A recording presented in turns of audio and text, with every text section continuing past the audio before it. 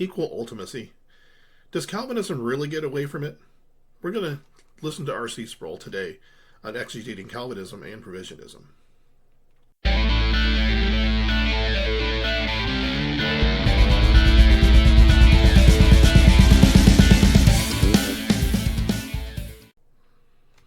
Greetings, welcome back to Exegeting Calvinism and Provisionism. My name is Michael Faber, your exegetical guide, and today we're going to be listening to a video where RC Sproul responds to a question from one of his followers about essentially equal ultimacy. He's going to be talking about double predestination, which is the same kind of thing. And then we're going to look carefully to see if he really avoids the problem of equal ultimacy or not. Before we get started, make sure you hit that like button and hit the subscribe button so you get all of my content, and then comment below as to how you think RC Sproul does in answering this question in light of the rest of his system. So without further ado. I was part of a long conversation last night with a couple friends. And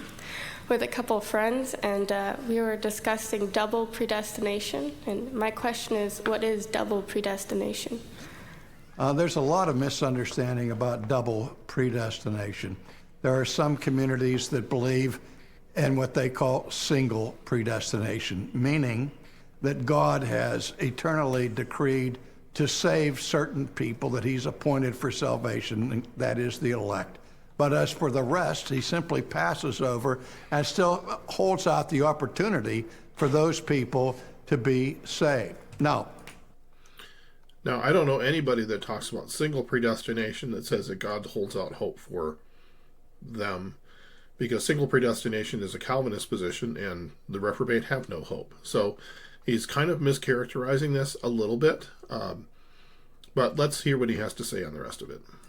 Often, double predestination is expressed in what we call a synergistic fashion, or a fashion that is called positive decrees.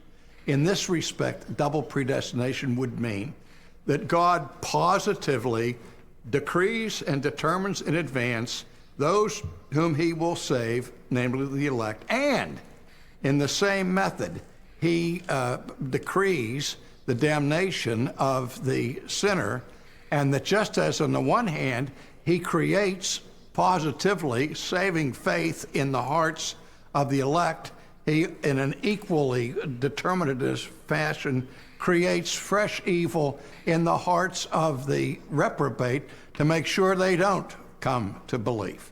Now, okay, first of all, fresh unbelief. Again, I think he's overplaying double predestination so he can kind of place himself in the middle, because I don't think there's any double predestination in this positive sense where God has to actively make sure they don't believe. There's no Calvinist that says that. It's simply it's a red herring. It's a straw man. There's no sense in which anyone says, well, yeah, they were already unbelievers and they need to be regenerated, but God's actively making sure that they don't actually come to believe, just in case there might be some circumstance under which they might find themselves regenerate without God being active in it. It's absurd.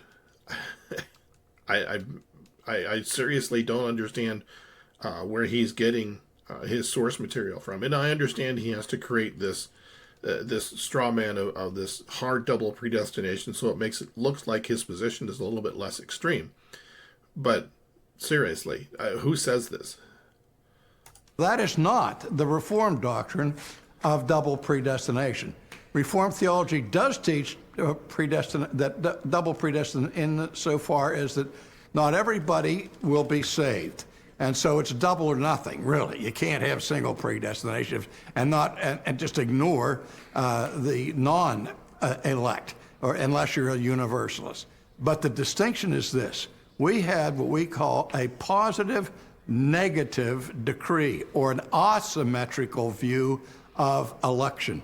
I have an essay on this whole subject in the Festschrift that was written for John Gerstner several years ago, where I wrote extensively on the subject of double predestination.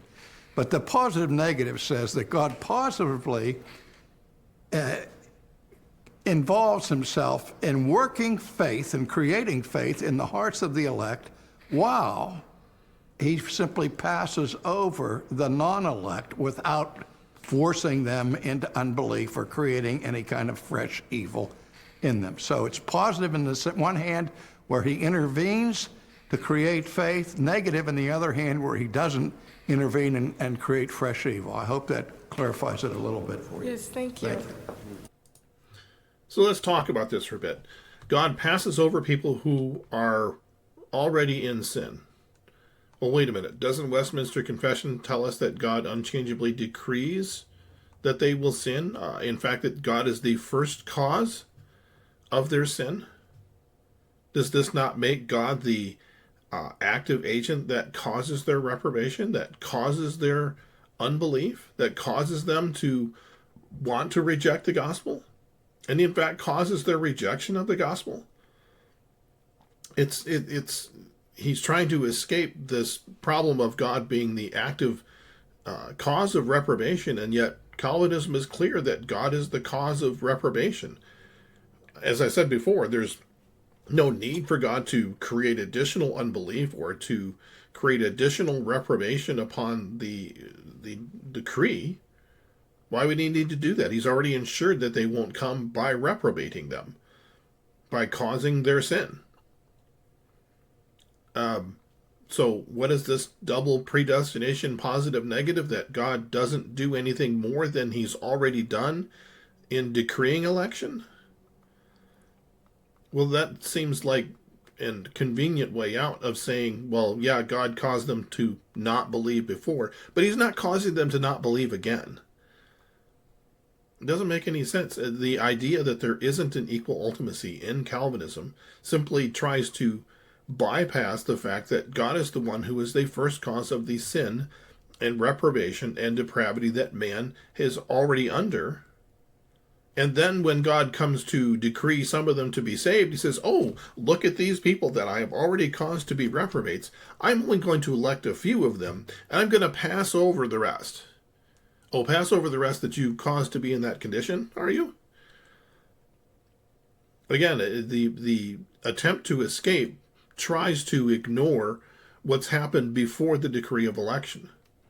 And the attempt to say that, well, in equal ultimacy cases, God takes additional steps to make sure that they don't believe, to create more unbelief, or to deepen their depravity or something like that. It's a straw man. Nobody says that. Okay? I mean, you can even go to superlapsarians and they look at you funny like, no, God decreed all that from the beginning. And the thing is that these decrees are in a logical order. They're not temporal. They aren't one happens after the other. God doesn't say, I'm going to decree creation and decree that, all of these people be saved, and then say, oh, look, I just thought about this, and you know what? I need to save some of these people. No, there's no temporal progression here. This is strictly a logical progression of God decreeing that all of mankind would sin and fall and be under condemnation, and then the logical, I guess, progression that, well, we're going to pick some of them to reprobate, and those are going to be saved, but I'm going to pass over the rest of the ones that I just decreed would be reprobate. Without a temporal order, it makes even less sense.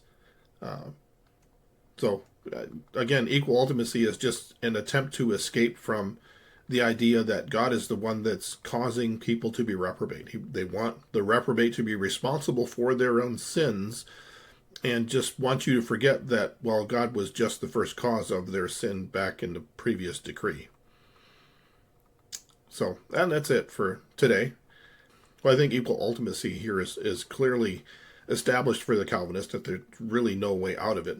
They just say that God doesn't take an additional unnecessary step, which doesn't really help them. So this is Exegeting Calvinism. My name is Michael Faber, and we will see you next time.